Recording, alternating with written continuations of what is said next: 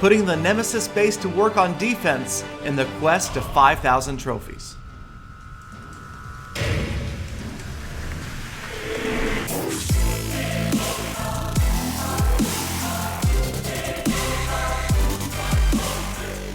Greetings, my clashing friends, and thank you for joining Clash of Clans Attacks on my quest towards 5,000 trophies, episode 17. If you can't beat them, join them. And the reason I say that is because I continue to get battered on defense. Here we are taking a look at a recent attack on my base, which I used for a few days anyway. It seemed like it was kind of effective. The same basic send the golems around theory here with all of those non-defensive structures in that middle ring. And this becoming the more popular modern day go wipe, multiple golems, 4 or even 5 golems, multiple jump spells, and you can see the path straight to the town hall wide open, 2 P.E.K.K.A and the king moving in, that single target inferno going to work. There is a freeze spell, but now the queen, some wizards are following in behind, and they're going to jump right into that rage spell, and that is a bad sign. They're going to start wiping out structures, all of my defenses on the very inside. I finally take care of the attacking king, but as you can see, the queen has gone to work on the town hall, and now the golems have joined the party in the center. That is another bad sign. The queen wipes out the town hall and moves on with about 50% health remaining. Now, the attacker, not a lot of troops left, so 34% damage. I'm really hoping that it'll just be 1 star. It doesn't look like the golems will successfully be distracting the very outside defenses, and that is usually what leads to that 2nd star. My king going to work on the golems as well as a whole bunch of other defenses pointed towards the inside. 40% damage. Now they're just raining down on the golems, finishing them off. And again, 4 archers, 2 minions left. And as we zoom out, you can see not a lot of unprotected structures, so thank goodness it will only be a 1-star loss. Now, I like to stay positive about these things, always the optimist, cup half full, not cup half empty. So as the attack counts down to 0, 1 star costs us 14 trophies. That's right, we were a 42 trophy offer. So here we go. If you can't beat him, join him. It is time to create, or should I say recreate, the Nemesis base. Again, not an original Gala design. At some point, maybe I'll go back and try to design something of my own. But for now, we're just going to go with what I've seen over and over and over again. The Nemesis base, ringing that inner wall there with all non-defensive structures, a lot of high hit point structures. You can see all the storages being used right here, and that is hopefully going to keep those golems out of the center, which could leave the other attacking units unprotected as they move in. So let's go ahead and put the defenses around next. And as you can see, the fundamental from this, it is a trail of breadcrumbs. The next closest defensive structure will always be to the left or to the right rather than towards the center, unless the attacker does a really good job of clearing all of those structures using more than just golems in one area, or kind of a left-right, like Spencer $23 talked about, the fire break method, which can work. It's just difficult sometimes. You've got to get enough units in there to clear out the sides so your units will follow one path right into that town hall enclosure.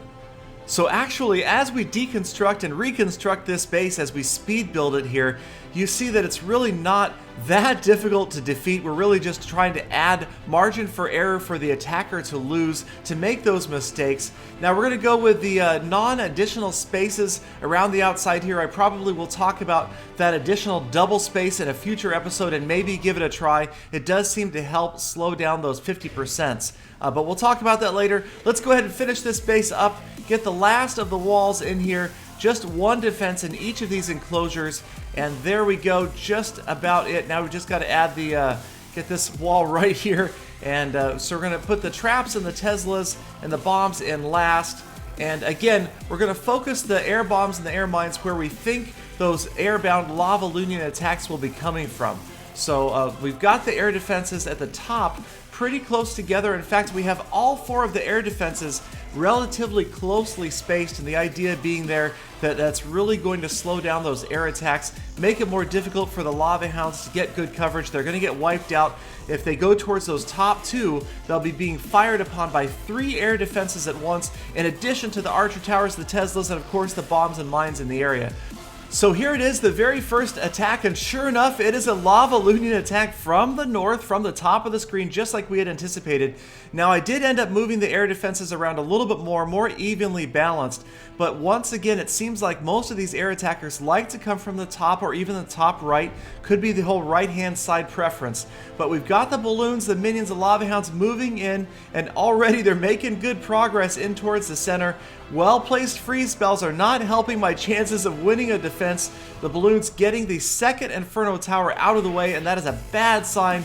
The minions going to work on the Town Hall. Once again, it is looking like we are in for a defeat. The Town Hall is almost down, but then all of the air troops go down, and so now it is pretty much up to, well, he's got 6 minions left, and a few wall breakers, archers, and of course those max level heroes.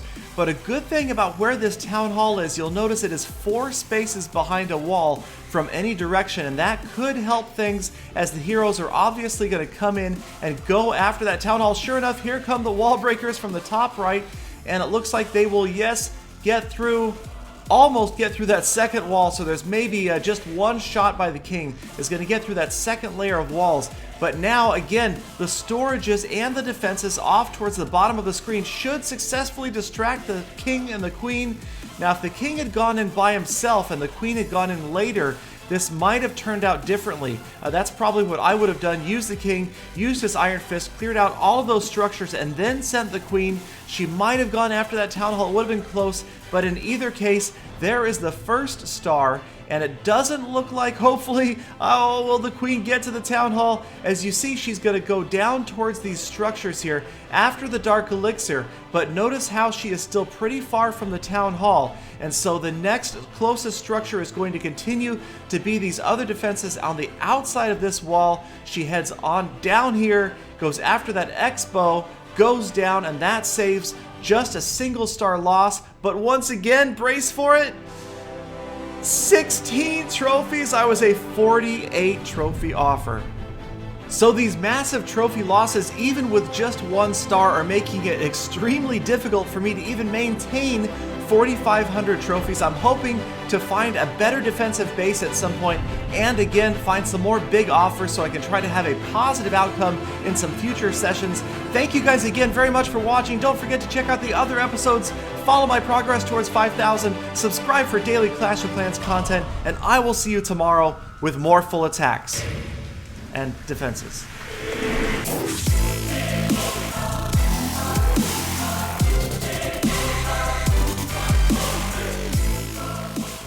Oh, Galidon. First comment. Oh, 301 Club. Oh, I'm here early. Yawn.